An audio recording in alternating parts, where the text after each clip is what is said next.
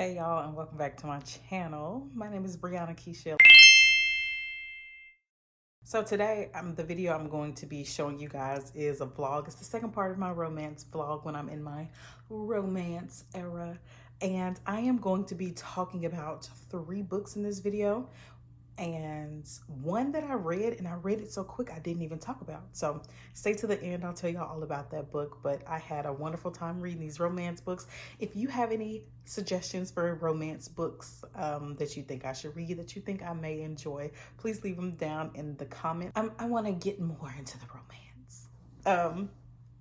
I really hope you guys enjoy this vlog of me reading these 3 romance books. So I read A Spark of the Everflame by Kechelle. I also read A Love Song for Ricky Wilde by Tia Williams. I DNF'd, I Accidentally Summoned a Demon Boyfriend by, I'm not sure, but I'll put it on the screen. And then the book that I read so fast that I didn't even think to give y'all an update on it was Only for the Week by, I want to say, Natasha Bishop. So I'm going to be talking about 3 of those 4 books, and then at the end I'll give you guys a wrap up on all 4 of them. Please let me know if you guys are reading any romance right now or any books that you're reading right now. And I have a question for you guys in this vlog. It's a very important question. What is the highest rating you can give a book that you absolutely loved by the end, but it took you 5 months to read? Stay tuned and I'll let you guys know my answer at the end of the vlog. Have a great day. I hope you enjoy this vlog. See you soon.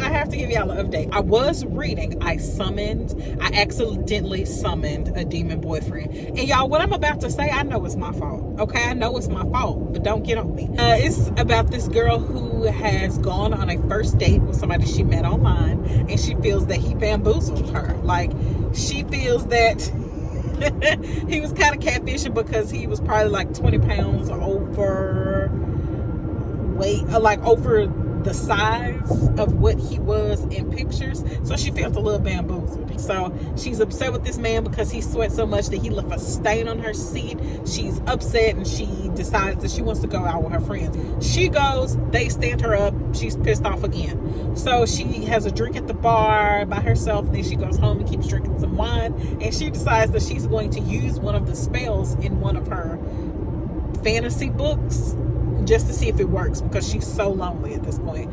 So she like goes around her room searching for all of the elements that this spell says she needs, like certain oils, a certain type of candle. She puts the oil like on her body where this, like, she does everything the spell is telling her to do. She says the spell, nothing happens. So she just chalks it up to her being in a drunk haze. But then like a few minutes later, she hears some rumbling in her house and she realized that the spell worked, and she's super excited. So yeah, so she summons this demon. He comes, he got the horns, the whole 9 yards, and she jump on him. She's drunk, so the next day she wakes up and she thinks it was a dream, and it was not. Funny, but I just didn't want the backdrop to be held, so I DNF'd it. Okay, I know that's my fault. But now I'm reading A Love Song for Ricky Wilde by Tia Williams. I'm so excited. I'm too late for my doctor's appointment, so they're gonna make me come back 2.5 hours later. Whatever. Here comes the girl with the attitude right now. Attitude. They didn't want to take nobody because she had to go on break. I'm pretty sure she just hopped in this car and they finna drive off. But whatever. So I'm gonna fill y'all in on A Love Song for Ricky Wilde. I just want to pop in to give you guys a synopsis of A Love Song for Ricky Wilde. It is basically about this young woman named Ricky who is the youngest of 4 girls in her family. She decides that she does not want to be in the family business, which is in the funeral business. She wants to pursue her dreams of owning a floral shop, and someone comes in with an offer she can't refuse. So she moves from Atlanta, Georgia, all the way up to, I believe, Harlem, New York, and she starts her flower shop. She is then going to meet Ezra, the male love character, and you just kind of have to read it to figure out how they meet. At first, I couldn't come up with the connection. I was like, what is the connection between these 2 characters? I don't get it. I wasn't in the mood. I was reading a lot of sci-fi, mystery, all the things, right? I also don't think I was able to get into it because it was on Audible. And what's crazy is I even checked out the physical version of the book, but I had so many other books at the time that I didn't want to read it. But I had it on Audible and I had a physical copy of it, I know, for at least 3 weeks out of the year, and I still didn't want to read it. I wasn't in the mood. But anyway, so now we are at the point where Ricky has dropped her little boy toy. She has decided that she gonna go out with Tuesday. They gonna have a good time. She has decided that she gonna go out with Tuesday. They gonna have a good time. I'm at the point now where we figure out, so I figured out that it had something to do with time travel before Ezra said something out loud to give the readers a clue that it had something to do with time travel. Can a book be 5 stars if you weren't that into it at first? Because this is honestly it's a cute little romance. Can it be 5 stars? It's 5 stars if I say it is. I'm also reading Spark of the Everflame. Since I DNF'd, I accidentally summoned a demon boyfriend. I feel like I have to read another fantasy, romance, whatever. So that's why I'm reading Spark of the Everflame. I heard it was a good book, and I heard it was romantasy, and I heard that it was good, but the other 2 books 2 and 3 are better. But you can't read book 2 and book 3 without reading book 1. This ain't no Kennedy Ryan, every book has its own set of characters type of series. This is a series. You know what I'm saying? When you read fantasy, baby, you got to read them in order. I'm reading book 1, and it's about our main character. I don't know. It's told from first person. How am I supposed to remember her name? These 9 gods who were siblings decided that they didn't want to lose all of their power, so they mated with mortals. They mated with mortals so they could create a race of people who still had at least some of their powers. Our main character, she lives in a place called Lumnos, whatever, and she is a healer. She don't know who her real father is, but she also knows that the man who raised her he is one of the best fighters in the mortals. He is very rich in knowledge when it comes to war. So she was trained up really well by her dad. She was trained up really well by her mom because she's a healer. She goes out to a market. She looks and she sees her mom is arguing with a man with a scar on his face, and he looks like a descendant, and they're arguing. And she was about to go approach this man, but somebody stopped her and started asking her questions. So she couldn't go approach her mama. She was like, why is this person talking to my mama? And that was the last time she ever saw her mama, ever. So now it's been 6 months, and they don't know where her mom is.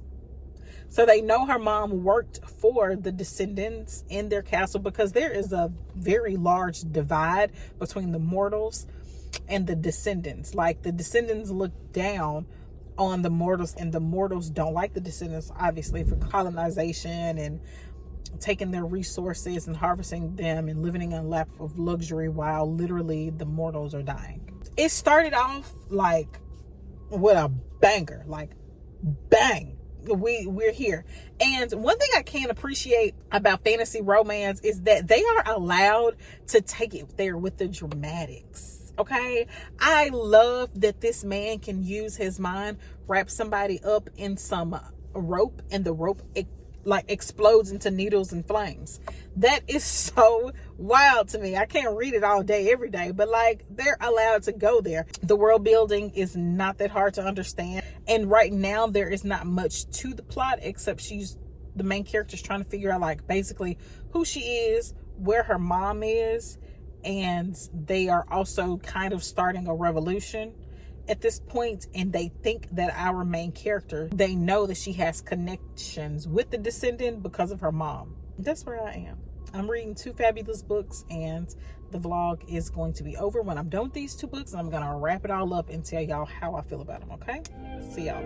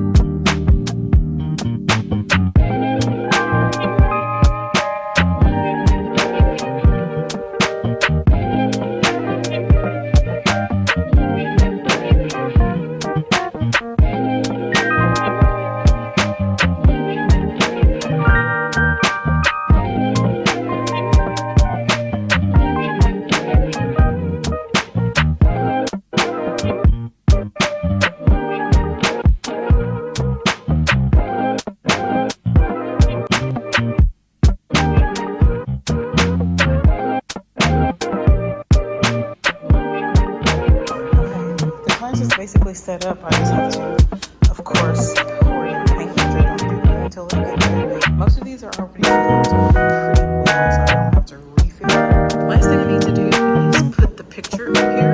We're done, pretty much.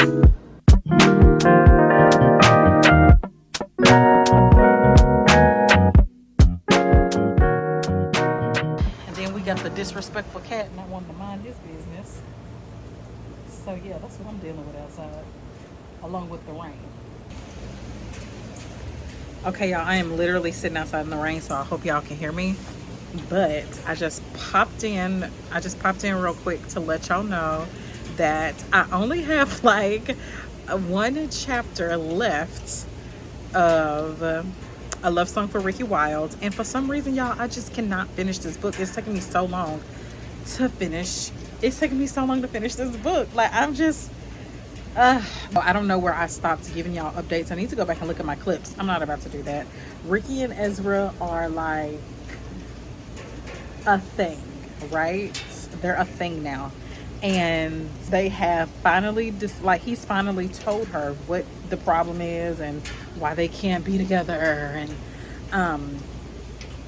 And we find out why it's called A Love Song for Ricky Wilde chapters ago. Like, we've been found that out, but it hasn't been brought back up. So I'm wondering how it's going to all come together. Like, what's going to happen with the song? What's going to happen with their relationship? I also wrote in my notes that I loved the wedding scene, but I don't remember what I'm talking about. Y'all, it is taking me so long to read this book. It's taking me so long to read this book.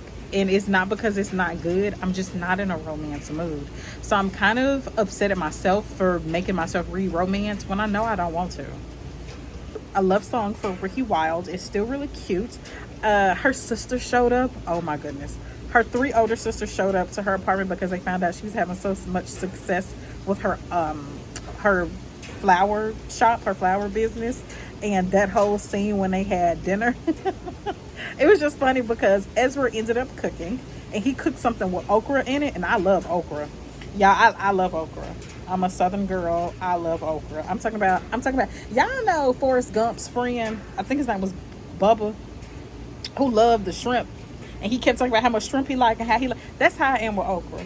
I like boiled okra, okra and tomatoes, fried okra, pickled okra, air fried okra. I like raw okra. I like okra.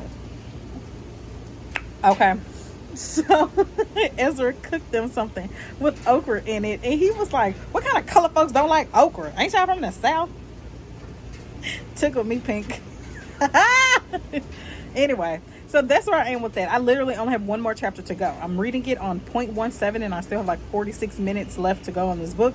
I don't feel like listening to it right now because I'm listening to True Crime Kennedy Myers. I'm listening to a true crime podcast and I just don't feel like listening to it right now. So I'll probably finish it tonight and give y'all an update on how it ended tomorrow. See y'all tomorrow. I just got done with a love song for Ricky Wilde by Tia Williams. And I read this book completely on Audible. So I basically listened to the entire book. I'm going to be doing my hair in this clip. That's a little different for me. So we're going to go from this to this. Hopefully, Lord willing. Okay. So I don't know if y'all have curly hair, wavy hair, coily hair like I do. I mean, hell, if you just have hair that you have to tame every so often, y'all know how it is. Like, you can do the exact same thing and your hair will decide, girl, we're not listening to you today.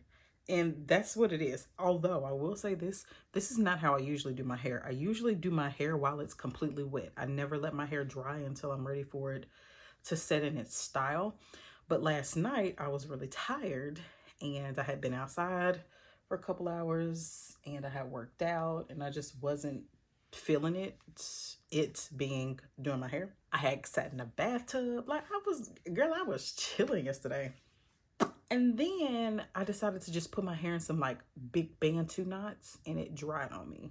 So now I have to re-wet it, reform the curl, and then set the curl and then let it dry again. So since I have to do all of that and I've already been doing my hair for about almost an hour. Yeah, it's been an hour. It's literally been an hour. I said, well, why don't I just give y'all an update? The book was cute. It ended very, very cute. You knew where it was going, you know, before it got there, which is also a reason why I don't really like romance novels, because like, you know where it's going. You know they're going to end up in the end. That's just the trope of a romance novel. You know what I mean? Like you for the most part, I have yet to read a romance novel where I genuinely thought that they may not be together. So I knew they were going to be together. And that's kind of boring to me sometimes. I'm sorry to say that. But sometimes I just, you know. But anyway, so you knew where it was going. Ricky's surrogate grandmother up in New York, Miss Della, is such a cute character. So the last few chapters, Miss Della had taken the reins of narration, I guess you could say. It was just really sweet, you know, how that ended and how she was able to overcome that grudge and that grief of losing her mom. My overall rating, I think I'm going to give it maybe 4.5. I feel like I've been giving everything a 4 stars or like a 3.5. The last Tia Williams book I read, what was it, 7 Days in June? I gave that one 3.5 stars, but that was mainly because I didn't really like the trauma bonding. What do you rate a book that you initially couldn't get into? Like, is there a highest rating that you can give a book that you couldn't get into, or do you give it some grace? I'm leaning more towards maybe giving this book some grace, like I said, because it's my fault. So I think my final rating will be like a 4.5 stars, because overall in its totality, when I think about how it started and like how Tia Williams shaped the characters of Ezra and Ricky, she did a pretty good job shaping who they are and laying down their foundations and their motivations for why they were doing what they were doing, why they were both in New York. You know what I mean? Like, all of that was very, very clear. It's not like any other romance book I've ever read with the magical realism parts of it. It's not, I don't know what trope it would be. Maybe like an insta love trope, because I mentioned that like it felt like they met each other and then they were already fully in love like that day. So maybe it's like an insta love trope, and I'm not a huge fan of those tropes. I don't know. I don't even know what tropes I like, to be honest, when it comes to romance. Don't even know what tropes I like, but overall it was a good book. I literally don't have any gripes with it. Except it just took a long time for the romance to start, as far as like her actually meeting Ezra. But when she met Ezra, baby, it was all hands on him. Okay. I also finished Spark of the Everflame, and I have questions. Okay. Actually, let me pull them up, because when I say I have questions, I have serious questions that need answers. And if you think this is a slight spoiler as far as like what's in this book and what's not in the next, what's not in this book, you might want to skip it. I just want to know why Diane, like, who is her daddy? Who is her dad? And what mission was her mom on? And does she like Henry? And if she don't like Henry, does she like the other dude, the descendant? We're going to call him Spencer because I don't remember his name. Where is her mom? And why does it seem like Spencer knows where she is? Spencer's not his name, y'all. I just literally cannot think of that boy's name. Oh, Luther is his name, not Spencer. What does Luther know about Diane? Because he is letting her do so many things. He letting her bring her weapons into the palace. He's letting her back into the palace after she's done some very stupid stuff that could have ended in the death of the king. You know what I'm saying? Like, he knows something, and I want to know what he knows. I also think it's funny that Diane wants to be a part of the revolution, but she got mad at them for killing the descendant guards. And Henry was like, well, what did you think we were going to do? Like, how did you think that was going to work? If we said we are here for a revolution, girl, what did you think was going to happen? And I think that shows her humanity a little bit. It was just funny to me because she was like, oh my God, you killed them. And one of my other questions is like, why don't I trust Henry? And it's not like I really trust Luther either. I don't even know who I want her to be with at this point. My last thing is, I guess this is like a fake enemies to lovers trope because Diane didn't like Luther. So I am going to finish my hair, and then I'm going to give you guys my final thoughts. Let me get cleaned up and I'll be back. Okay, y'all, so now that we've gone, so now that the vlog is over and the gig is up, the book that I couldn't get into that much or that quickly was A Love Song for Ricky Wilde. And I explained in the vlog there were various reasons, but I ended up giving that book a 5-star.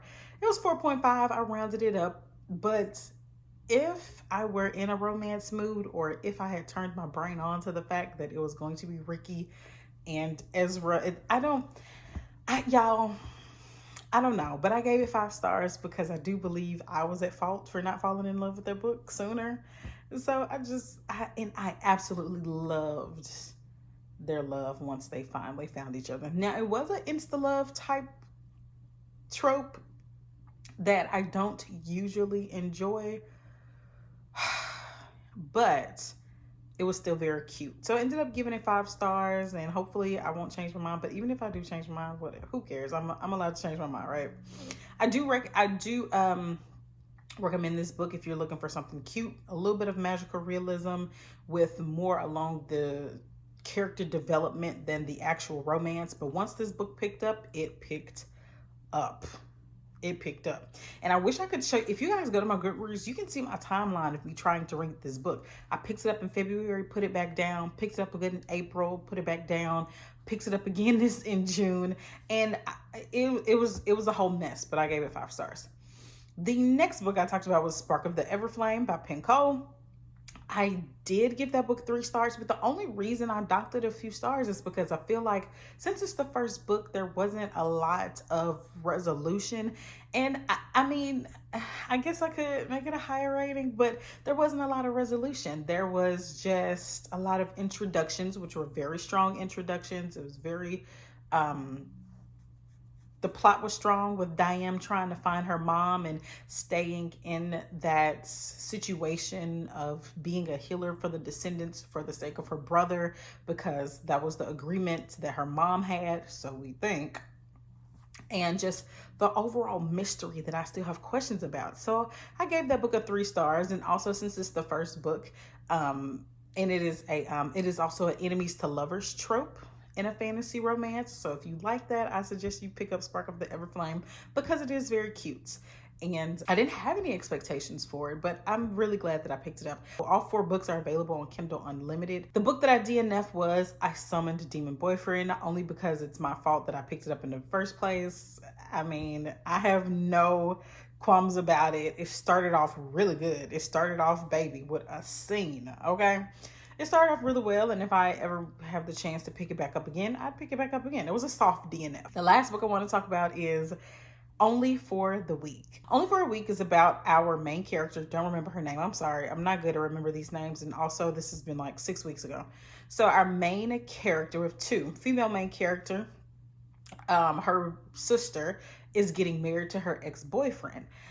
And the groom, which is also her ex-boyfriend, the groom's best friend is on this vacation with them all. So it's the bride, our main character, who are sisters, the groom, all of his friends, family, everybody has gone down to maybe Punta Cana. I'm not sure. They've gone to in a spot, a tropical island somewhere, for the festivities of her sister's wedding. And the best man and our main character have decided that they are gonna have some fun only for the week.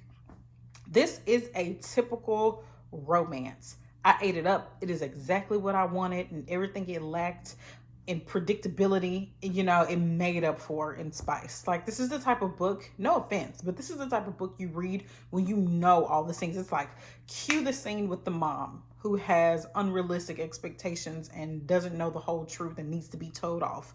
Cue the scene with the sister who thinks she's all that. And you know what I mean? Like, it is somewhat predictable, but that's fine. It was still good enough for me to literally eat it up on Kindle Unlimited. Like, I ate it up. And those are the type of books that you go into, you know what they are, you know what they're for. And it was cute. I did enjoy the ending. The ending of their book is probably the best ending I have ever. It was just so cute and creative. And I don't think I've ever read anything like that. And if y'all get to the end of the book and you're like, ugh, whatever. I haven't read anything like it. It was very, very sweet, happily ever after type of ending that I hadn't seen before. And I thoroughly enjoyed it. It was a really quick read, less than 200 pages. I had the physical copy from the library, and I also believe it's on Kindle Unlimited. It's just my type of predictability. You know what I mean?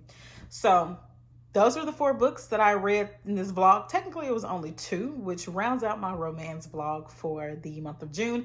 If you have any suggestions, please let me know down in the comments so that I can read a little bit more into the romance genre.